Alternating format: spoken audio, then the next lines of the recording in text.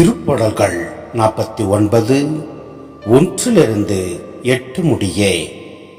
மக்களினங்களே, அனைவரும் இதை கேளுங்கள்.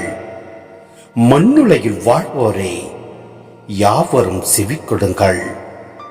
தாழ்ந்தோரே, உயர்ந்தோரே, செல்வர்களே, ஏழைகளே, அனைவரும் ஒருங்கே செவிக்கொடுங்கள். என் வாய் நாணமிகு சொற்களை உரைக்கும். என் மனம் விவேகமானவற்றை ஆழ்ந்து சிந்திக்கும்.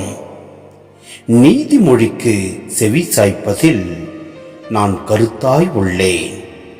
யாழ் இசைத்து அதன் புதிரை விடுவிப்பேன். துன்ப காலத்தில் நான் அஞ்சுவானேன்.